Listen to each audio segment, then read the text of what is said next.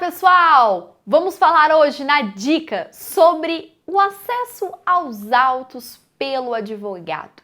E eu começo te perguntando: o advogado, ele pode ter acesso a qualquer processo sem procuração?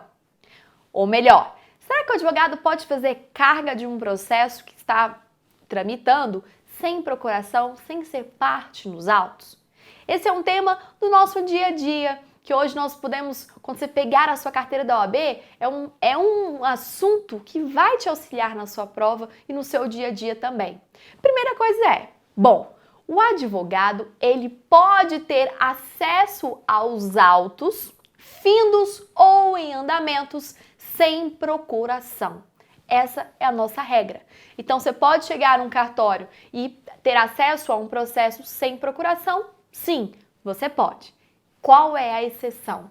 A exceção é que eu não posso ter acesso aos autos sem procuração se for um processo sigiloso. Aqui eu coloquei em tela, exceto processos sigilosos. Por que isso?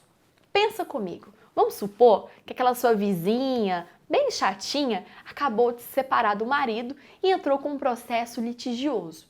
E você, como um bom fofoqueiro, curioso, querendo saber ali o motivo do término, você pensa, muito fácil, vou chegar lá no tribunal, vou pegar o processo, sou advogado, eu posso olhar sem nenhum problema e vou saber o motivo.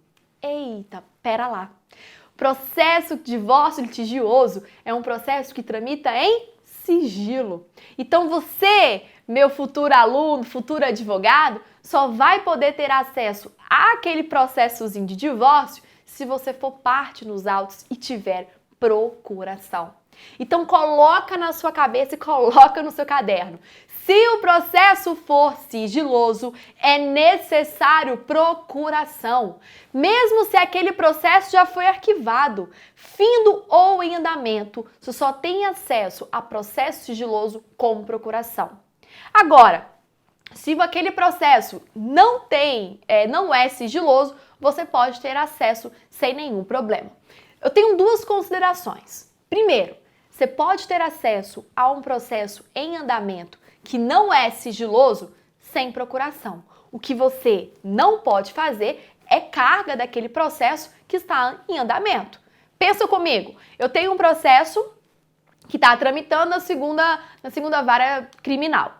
E aí vem um advogado que tem uma matéria muito parecida, um caso muito parecido com o meu, e ele quis dar uma olhada na minha peça processual. Ele pode chegar lá no cartório, solicitar aquele processo que não é sigiloso e dar uma olhada nos autos. Aquele advogado, ele não pode pegar para fazer carga ou ele não pode levar o meu processo, porque ele não é parte e aquele processo tem que ficar disponível para as partes que estão ali envolvidas. Agora, se aquele processo, o meu processo, ele já acabou, transitou em julgado e já foi arquivado, aquele advogado, ele pode fazer carga dos autos, porque aquele processo já acabou. E aquela carga funciona por um prazo de 10 dias. Tá vendo o raciocínio como cai na sua prova?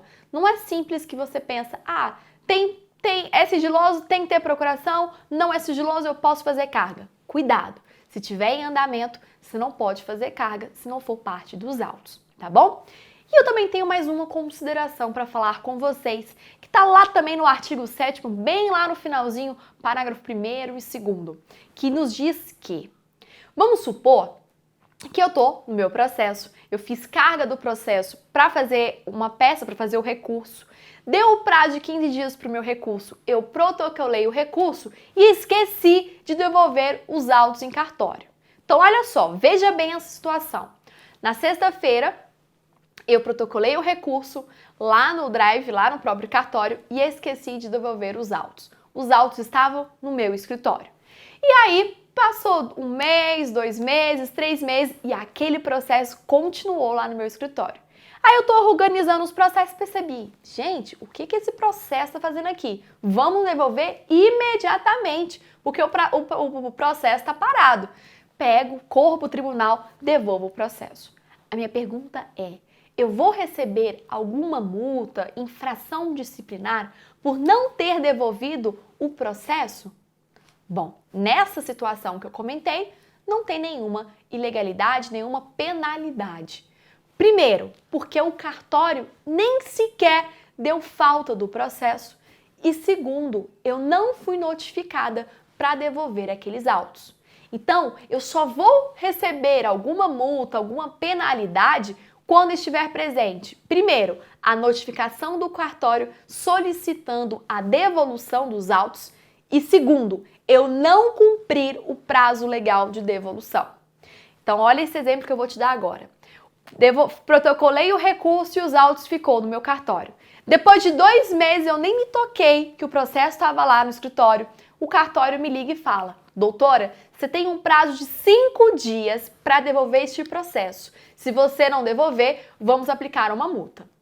Passaram esses 5 dias e eu não devolvi o meu processo. O que acontece?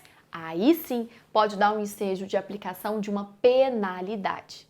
Então fique atento com relação a fiz a carga, não devolvi no prazo legal, mas também o cartório não me notificou, não tem nenhum problema. Agora, fiz a carga dos autos, não devolvi, o cartório me notificou e eu não devolvi no prazo legal, eu posso ter uma multa ou uma penalidade ali aplicada, tá bom? É a primeira consideração que eu quero fazer para você, meu aluno, não errar na sua prova.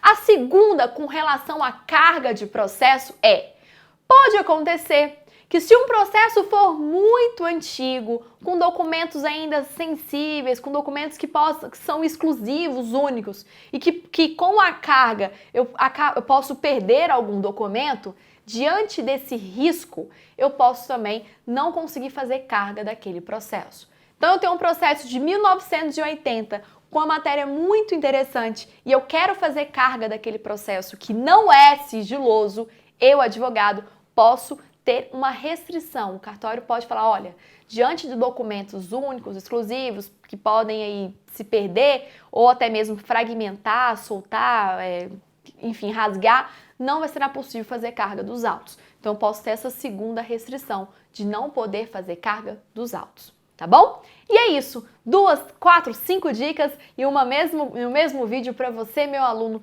com relação ao acesso dos autos pelo advogado.